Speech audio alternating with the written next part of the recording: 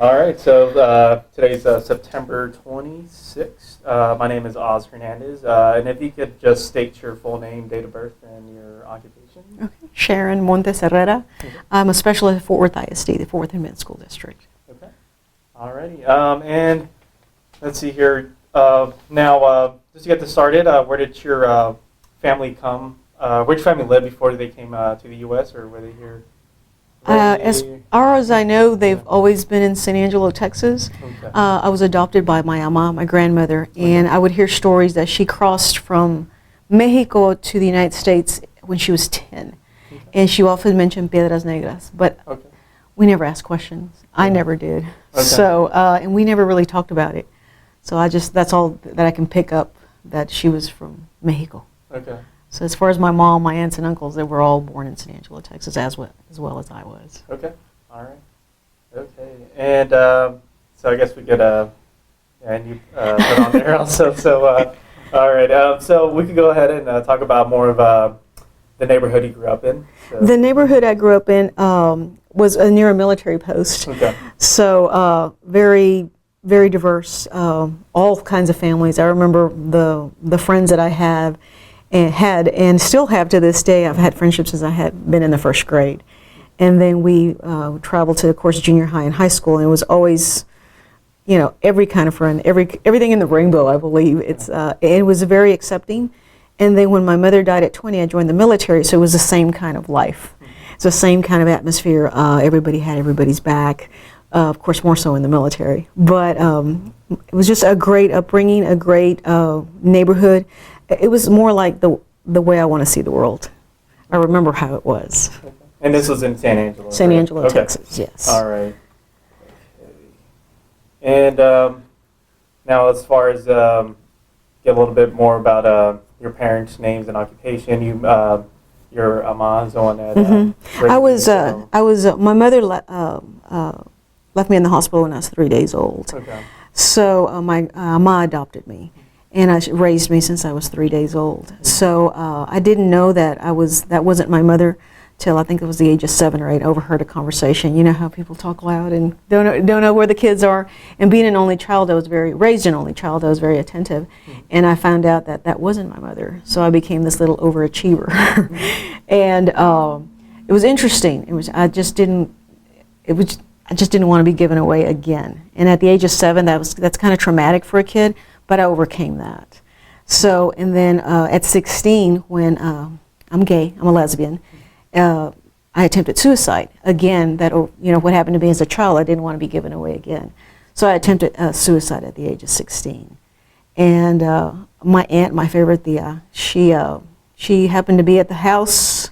It's a God thing, I always say, because she stopped it. And she only told me 7 little words. I know, mija, you don't like boys. So that saved me till the age of 20, from 16 to 20, to be able to finally come out of the closet at 20. So, and she's still alive today. She is 73, gets on her treadmill, does 2 miles every day, very healthy, very active, texts a lot, very into the social media with me. And, but I'm alive because of her. So. All right. And just a little bit more on the family history. You mentioned here a few names. Just of your siblings. Yeah, I have siblings. My mother, I have an older brother, then it's me, and then it's my 2 younger brothers and a younger sister. We're not really tight, we're not really close because I wasn't raised with them. Mm-hmm. My ama raised me. And up until, she passed away. She was always, my family, my dad is deceased, my biological father. I did meet him, It was an odd situation. It was like, I'm talking here more than I did to the father when I met him. But I've gotten to know my aunts, and I've gotten to know a little bit about him through my tias. And it's just been an interesting, I wish I had spent more time with him, asked him more questions. My biological mother is still alive. Everybody lives in San Angelo. My family's not the kind that want my time or very demanding of my time. They don't cling on. So I appreciate that. My ama had a saying, it was, vive tu vida, yo ya viví la mía. In other words, you don't worry so much about, your elders in your life.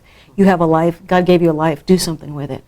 And like I said, they're not the typical clingy and demanding time from me. They fully support everything I do, and they're just right there, right behind me. So.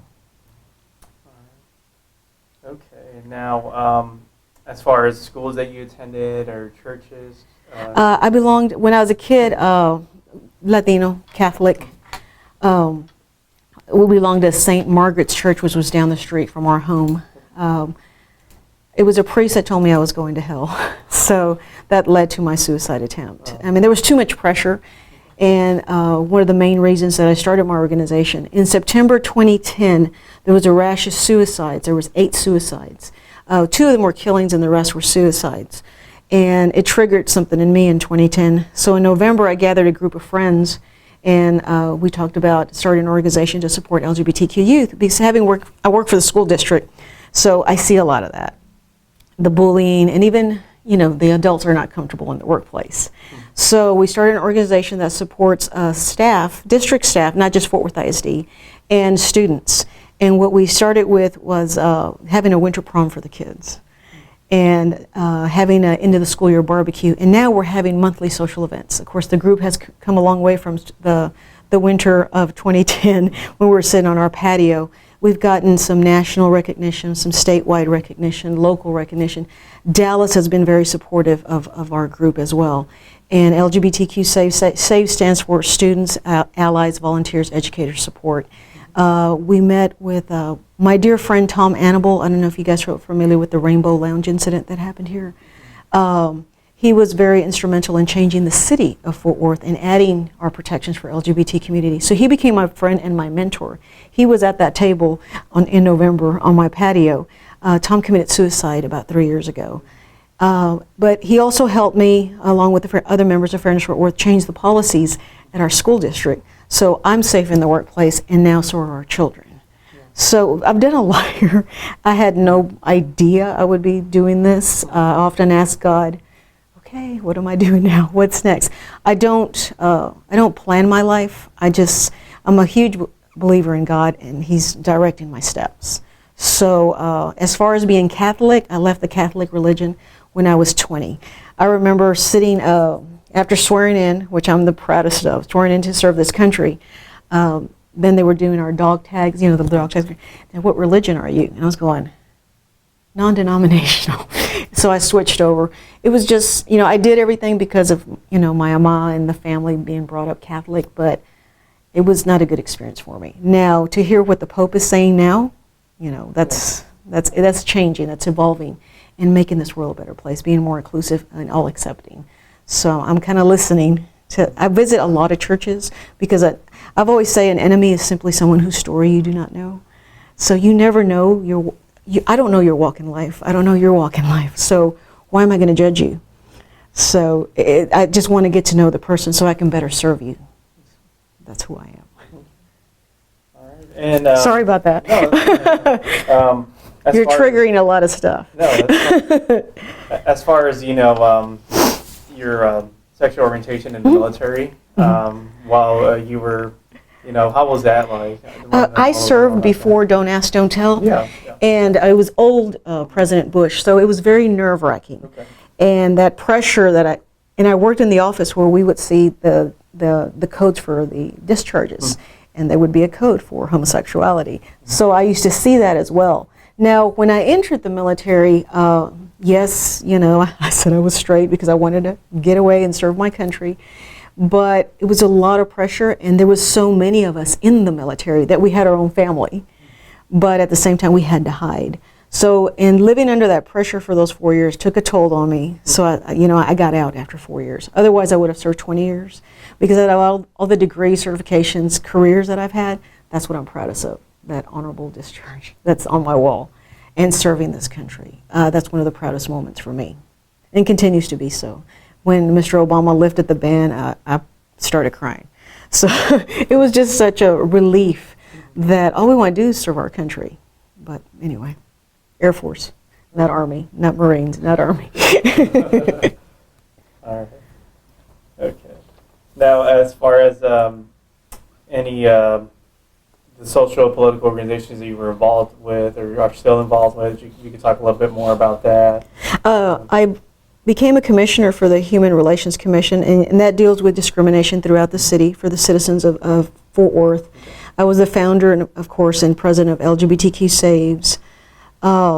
I'm also the president of an organization, a teacher organization. It's might be considered a union, but it's not a union that protects educators in the state of Texas. It's the largest one in the state of Texas, and I'm the president for it.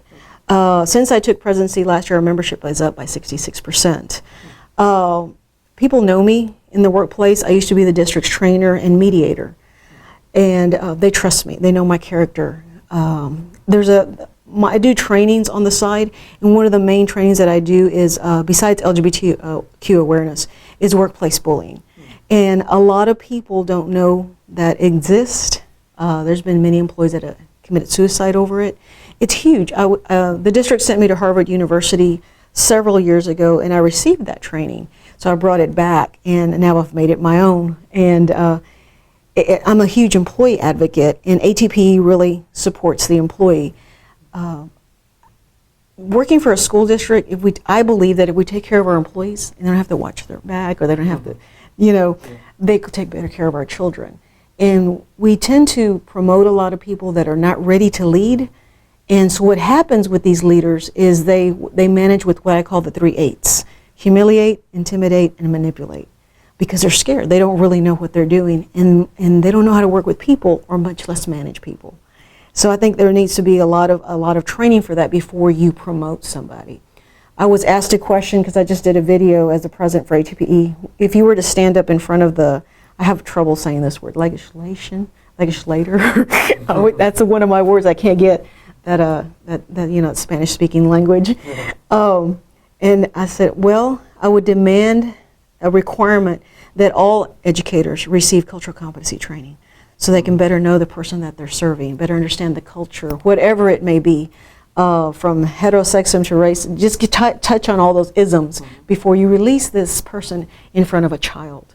Because in less than 1 year, 187 days, you can light the life of a child, or you can completely destroy it. So you have to handle children with, it's as delicate as a doctor, to me. Because that child is a sponge. They literally are sponges. And I'm able to speak on it because I was a teacher for 5 years.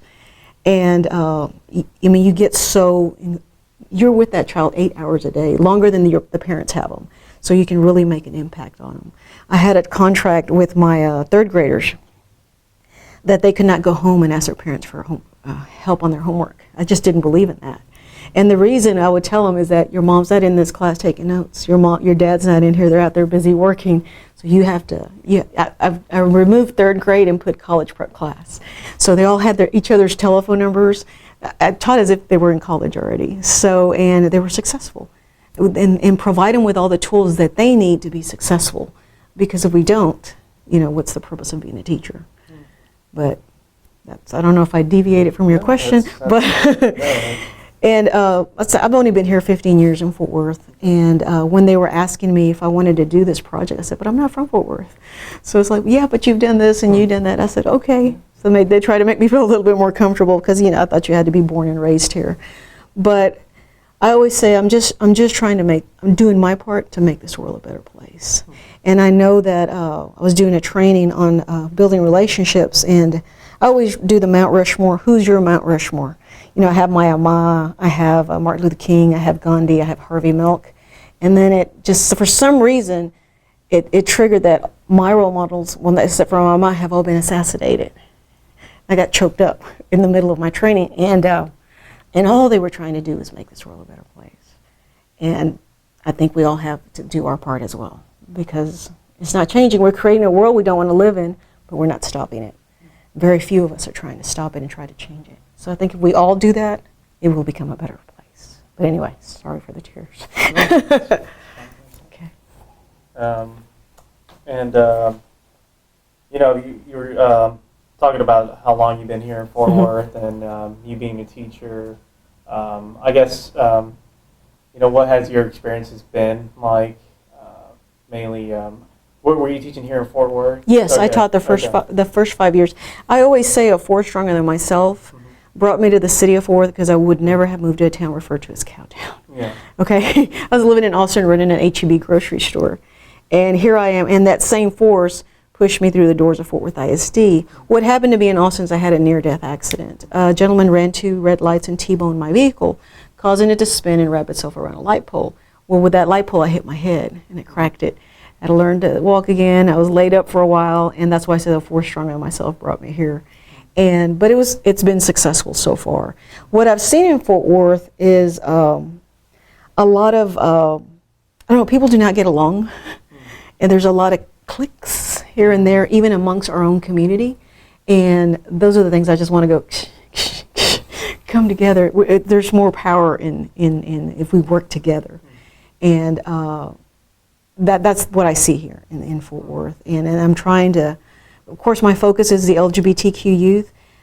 We have so many straight allies, so many churches that are coming forward as well.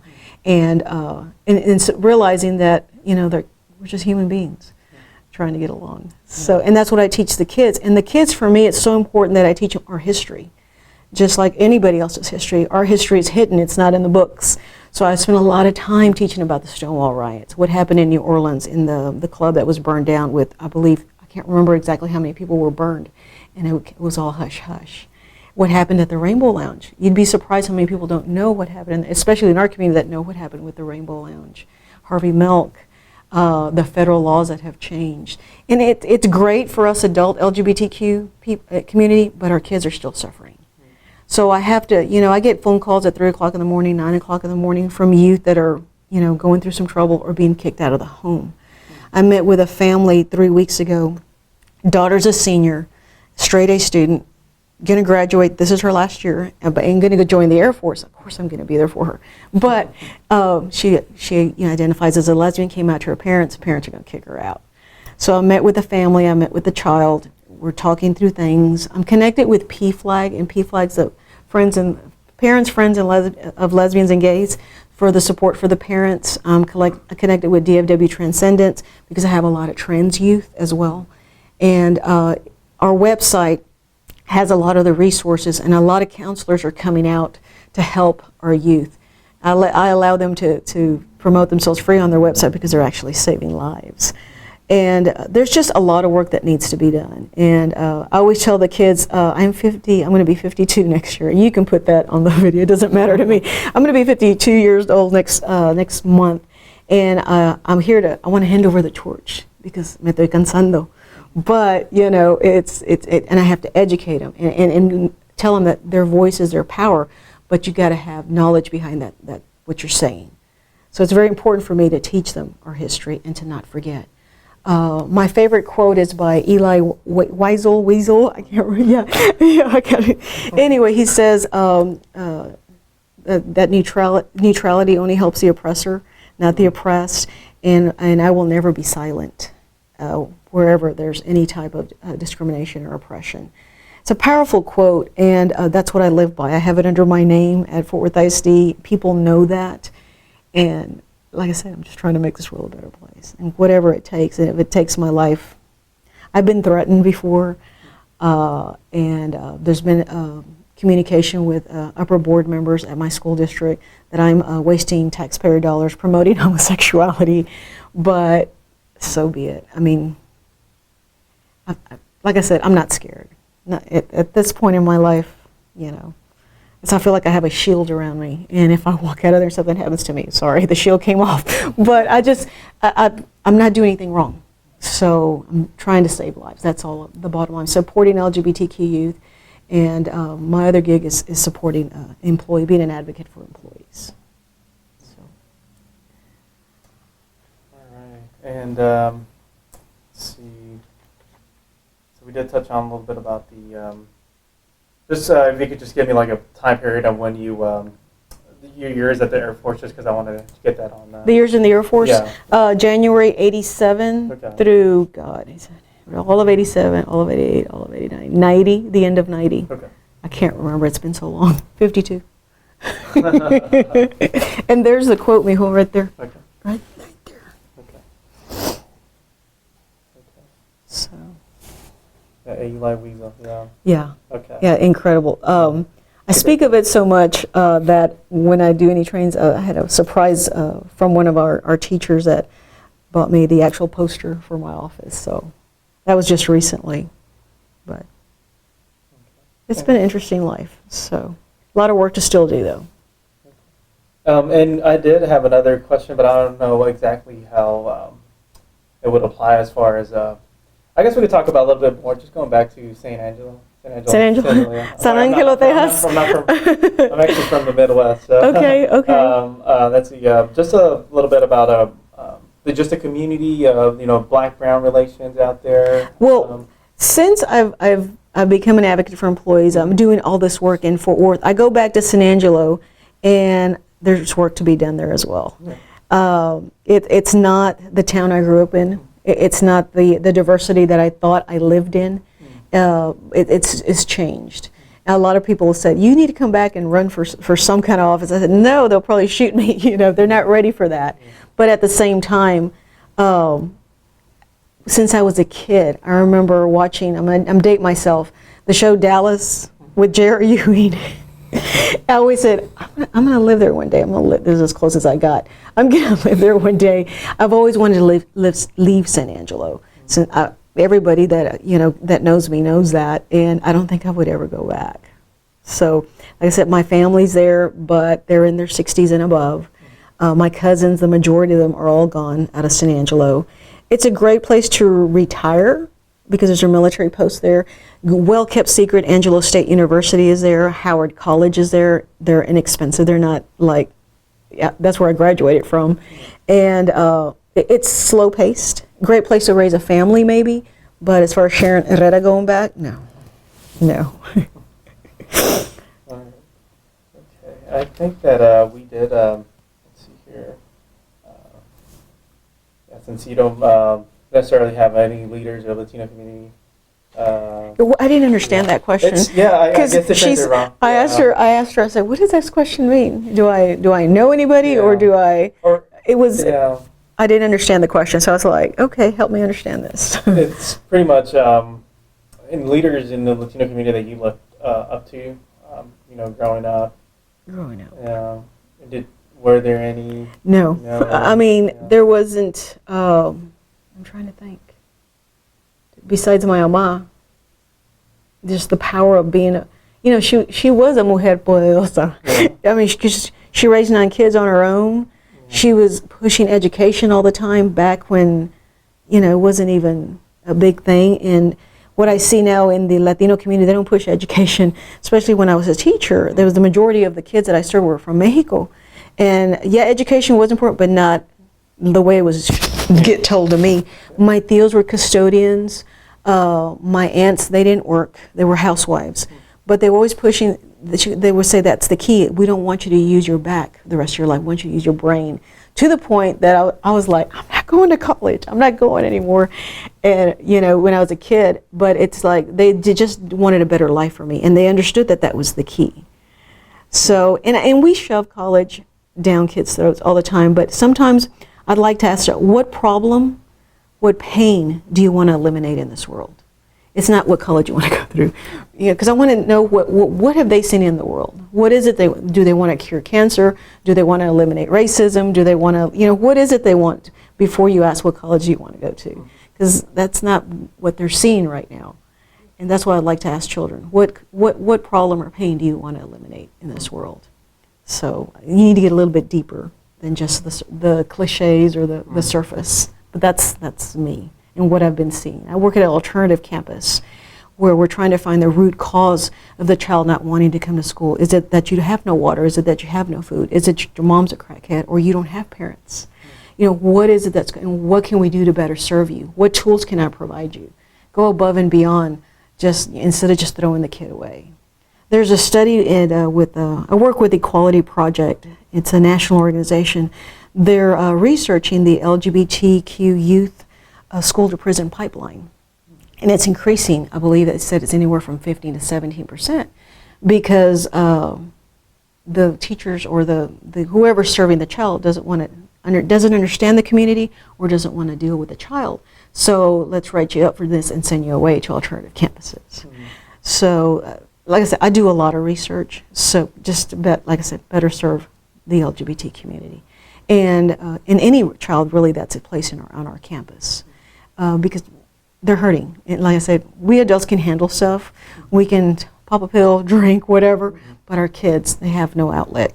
So we provide all the resources that we can to make them successful. Sorry, again, too deep. Okay. No, that's fine. Yeah, I think that it's pretty much, you covered everything that you're involved with in the community. Human Relations Committee, ATPE,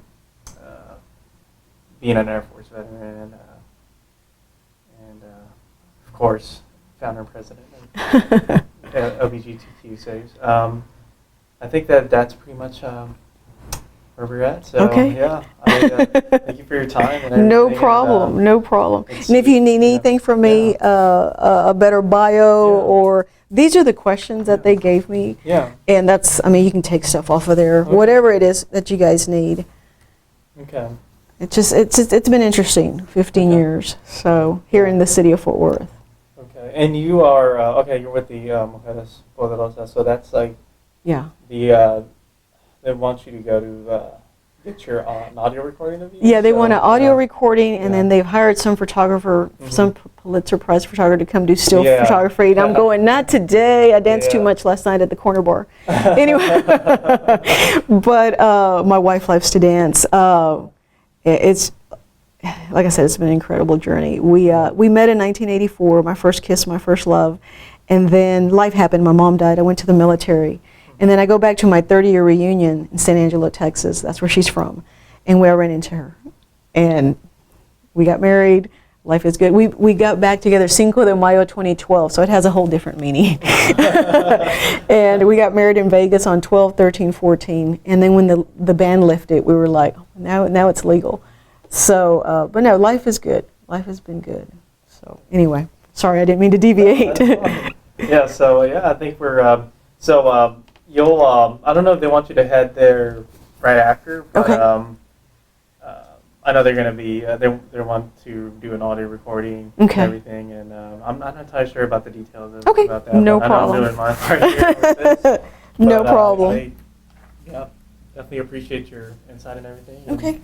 Makes me interested about San Angelo, and where are you from? I'm actually, I'm from Lincoln, Nebraska. Oh, nice. Oh, Lincoln, Nebraska. Tina Brandon.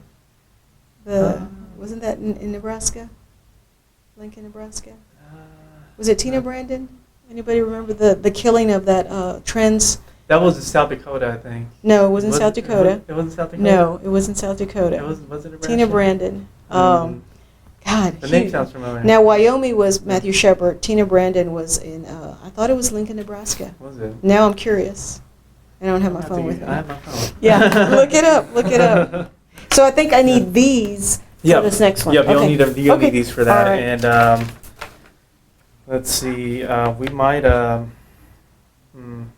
I'll let you know as far as I need the bio and stuff like that. Yeah, some more and information my if you need my cell, my personal, so you can text me and ask me anything. Okay, yeah, and let me fill this out also. I have to give this back to you, so. Okay. And you'll have to give this back to them. Or actually, I'll take it back to you. Okay, Mijo. That's fine. And okay, because our booth is downstairs. Our LGBTQ Saves booth is downstairs. So I'm here till 2 o'clock. Okay. Okay. All right. All right. It's nice meeting you guys. Nice meeting you.